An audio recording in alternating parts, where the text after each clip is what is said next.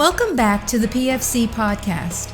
The views and opinions you are about to hear are the speakers and do not necessarily reflect those of anyone else. Now on to the podcast. Welcome back to the PFC Podcast. This is Dennis, and this episode was recorded with the sponsorship and support of the Special Operations Medical Association. Thank you guys very much, and I hope you enjoyed the talk. Okay, so welcome everyone. This is our disclosure slide. We don't get any money from coming here, unfortunately. So we don't have anything to disclose. Okay, so this is our presentation. My name is Luke. I'm from the Danish Frontline Corps, which is our SOF unit. And I've written this along with Peter, who's from the Jaeger Corps, which is our land SOF unit. So if you are going to take any photos while being here, please just only take photos of the screens. All the data that we are going to present is open source, but this is not yet a peer-reviewed article. Please keep that in mind. Okay, so the agenda today. Well, first we will talk about why we're here. Then we'll talk about the new environment that we have investigating for during this thesis. Some of the tools we have when we talk about blood options and some pros and cons of these options in relation to the environment that we had investigated. Then we will talk about time-specific transfusions and then our conclusion from our small review, and then some takeaway points that we have made from writing this article, and then questions in the end. Okay, so why are we here? Well, we are both in SOCMs, and we have through our work seen that a need for optimizing our PRONT protocol within our walking blood bank procedure, because within the environments that we see today, we have a lot fewer resources available. So when we got the opportunity from the UCC to write an article, we decided to write a review investigating the possibility of implementing type-specific transfusions within our walking blood bank concept. But writing a academic article for us has been quite a challenge. I think we find ourselves quite comfortable in the picture you see of there to the left, and at times writing an academic article has felt a bit more like what you see of there to the right. But it's been a really learning process for us. So that's writing an article, and that's fine and dandy, but why that come here and present? Because it's our time, it's your time. We think it's an important time. And I think, or we think that, in our neck of the woods, we see a lot of the medical decisions within SOF being made on a pre-hospital or maybe a hospital experience. And therefore, we find it extremely important to speed up being the medics on the ground who are responsible for our Ts. Yeah. So that was a bit about the why. Let's get into the articles itself. So, to know where we're going, it's always nice to look back to see where we come from. And what we have been used to from way before Peter and we joined the military, we have been used to an adversary that is a non-peer, and that basically means that it's an adversary who doesn't have the same capabilities as we have. So, what does this mean for us on the tactical level somewhere on the field? Well, first of all, we have been used to having air superiority. And having air superiority makes another really nice things, for example, that we have been used to fast extraction. So for us as medics, we had to stabilize our patient and then actually being able to get our patient to a higher level of care really quick. We have also been used to good communication, or let's say easy communication from us on the ground. We have been used to being able to get in touch to do coordination for example, extractions, or if our medical knowledge didn't or haven't been did suffice, we have been able to get in touch with our medical reach back. And then logistics. We have been used to getting logistics whenever we have spent things in the field, so we could get new stuff. That is where we came from. So when we talk about the geographical challenges we have been used to and the geographical challenges that we are facing in the future, there isn't really any changes. We are still planning on trying to work within any environment if possible. It's urban, it's jungle, it's winter, it's alpine, it's desert, it's on water, it's underwater. That haven't changed, and that is not gonna change. But why it's important to say is that whenever we try to implement stuff within SOF, whether it's gear or it's a procedure, it doesn't really matter. We always aim for that procedure or that gear to be executed within these austere environments. Okay, but what has changed and what we are now preparing for is a conflict environment, somewhat more dynamic. And especially when we talk about our adversary. So now we are looking into a near peer or maybe even a peer adversary. So basically an adversary who has the same or almost the same capabilities as we have. So for us on the ground, this means that we first of all need to have a way smaller footprint. This limits the amount of gear we bring with us and the amount of personnel we can bring with us. Now everything has to be way more mission essential. We are also seeing communication limitations now. So now we won't just be able to call back and coordinate whenever we need to. We as medics can't just call our medical reach back whenever we need to be allowed to do a certain procedure or if our knowledge doesn't suffice. And then we are looking into a time with a way longer evacuation times. So we, as a rule, need to be able to take care of our patients and stabilize them for a lot longer than we have been used to before. And then logistics. We are now seeing self-sustainment, which means for us, well, maybe we get a little resupply, maybe we get none. Okay, so this is the part of the environment, and please just leave this in the back of your head for when we are moving on and talking about the different options we have regarding what. Oh yeah, so what do we end with here? We end with these small isolated units, and we know that when we talk about SOF, that we are already talking and thinking about units that are small and isolated, but it is a whole different ballgame that we are looking into today. So, remember about storage, like keep it in the back of your head, we have on. So, what tools do we have when we talk about a lot of blood components? Well, first we would like to just touch base on when do we use these components or these options. Well, we use them once we have determined that we have a patient who are going into or already suffering from hemorrhagic shock. So this is just to say that whenever we do use any of these options, well, that is really important for us. So what kind of tools do we have? Well, first of all, we have blood components, which we already narrowed down to freeze-dried plasma, because that is the only option we are able to bring with us out into the field. Then we have coarse or full blood, which we get in these units you guys already know from the hospitals and whatever. And this we also bring in a low titer version. And then we have more fresh whole blood, which we utilize through our walking blood bank procedure.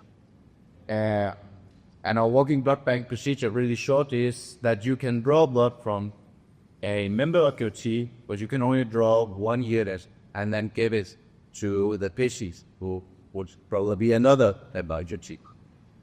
And then you also see as a what's it called, like a standard, only as a low titer old version as well. So, the cons, because there is definitely cons to all of these options when we, take it into the environment that we work in. So for instance, freeze-dried plastic, maybe it gives itself, it's not really the full package. Coastal whole blood. Well, when we talk about logistics, because coastal whole blood, the cool song about this later, is a really great product. But when we talk about logistics, we see that it can't be quite a limited supply because, well, we're used to in the hospitals that we can store this for up to 35 days, maybe a little bit shorter. But when we are bringing this with us, and this can be, this can vary a lot depending on, are we is in a safe house? Are we having a car? There's a number of these different ways to do this. But if we bring this, we are going by and maybe don't have any electricity. We are looking into a time where we can sustain this for up to 48 hours, depending on where we are and all that sort. And if you think about a team of soft milliliters rebounds, going somewhere, doing operations, or maybe even multiple operations, 48 hours is really not a long time. Then we have warm fresh whole blood, which also is a limited supply depending on the team, because this will vary depending on what kind of blood type you have to use. But one of the really important things here is that the donors, being other objects within your team, they need this blood themselves. So this is not a very desirable option to use. And then it's also quite tactile to be. So what we see is that when we have decided to draw blood from our donor, so we have been given it to our patient, this takes somewhere between 10 and 12 minutes. This is quite a long time for us in this space. So the pros, because these are really great products in our activity. Freeze-dried plastic, for instance, it is a really sturdy product. We can bring this with us pretty much everywhere. And then it's pretty fast deployed. It doesn't take long to liquefy and then get straight into our patient. Coastal whole blood, because we get it in these units, are also really fast deployed. We just need to get it through a blood warmer and then we have it straight into our patient. And then it's also a really safe option, because before we get it into our hands, it has already been filtrated, it has already been screened. So we as medics know that we can't really do any harm by using this tool. And then warm fresh whole blood, well, we are back at logistics, because, well, it doesn't really, we don't really need to bring anything to maintain this option. We don't need to, there isn't any time limit either on for how long we can maintain. As long as our operators are in great condition, well, then our warm fresh blood is also in great condition. So, where does this leave us? Well, some really great products, all three of them, with each of their uses. But when we put it into the environment, we see that they all become quite limited resources. So, So what we have drawn up here is a hypothetical T of 8 guys. This T has their blood type written within them. And this team are going on at operation this day. And with them, they have been able to bring 1 unit of freeze-dried plasma, but no cold salt whole blood. So if one of these guys get injured and goes into hemorrhagic shock, well, firstly, they will utilize or use the freeze-dried plasma. And after that, because they don't have any cold salt blood, they will utilize their walking blood bank contents. And as we talked about before, our walking blood bank contents allows us to take 1 unit of blood from our O negative guy and give to whoever is our patient with the T. But when we talk about hemorrhagic shock, and maybe spice it up with long extraction time swallow, then 1 unit of blood doesn't really see as much. So what if we had this pool of potential donors with us into the field? For instance, the other puppets. So with type-specific transfusions, we would potentially, and we say this because just because you have the same letter and the same high and low titer, that doesn't really mean that you are compatible for blood transfusions, but it is definitely potential. So, with type-specific blood transfusions, we would potentially be able to take blood from our A+ guy and give it to the other A+ guy, and from the A- guy to the other A- guy, and maybe even from our AD+ guy to the other AD+ guy. So what we see now is that we have gone from 1 unit of blood to 7 units of blood. And although these units of blood are not universal, they are definitely usable and potential. And then we still see our B+ guy who doesn't have any donor, and even our universal donor at top, the O- line, doesn't have any donor either. That's why we hopefully always have universal donors within our teams. But we can't say that because we can't and we don't make up teams based on blood types. So, this has been our thought, and well, it's a really nice thought, but writing an academic article, we also have to find some evidence for it. So, writing in the fall of 24, we felt very fortunate that a somewhat bigger review study was published by Wilfer et al., where they highlight the following. The advantages, of course, in cold stored whole blood, but also the difficulties of having enough cold stored whole blood as seen in current and recent conflicts. And thirdly, that at a point, the benefits of these type-specific transfusions will outweigh the risks, especially when we have great knowledge of both our donors and patients.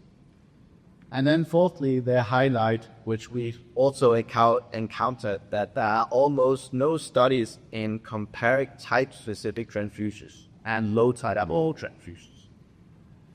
So with this article, and luckily other articles as well, we have been able to conclude the following. That although the risk of error in type-specific transfusions are higher, the benefits, when we do this correctly, could mean a much larger blood pool in the field. So, rather than discard either doing low titer ball or open or not doing type-specific transfusions, we would like to do both. We would like to just have more tools in our toolbox. But we definitely also see the need for more research in comparing low titer whole blood and type-specific whole blood transfusions, especially in settings as austere and those we drink. So, this was the conclusion of our article itself. And what we are saying next is the takeaway points that we have taken with us from writing this article. So this is not empirically based. So we definitely see a way of implementing this in SOF, type-specific transfusions, in SOF or similar small units where we have a high level of knowledge of the blood compatibility between our team members. But if we want to do so, we need a systematic approach, especially before deployments, but also during deployments, because what we are facing now is the fact of human errors.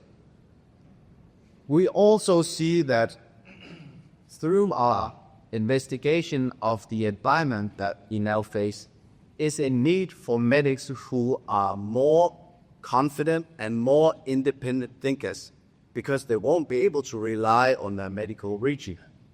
Therefore, we urge you guys to, whenever you do train medics, to train them to be as independent, as competent thinkers as possible.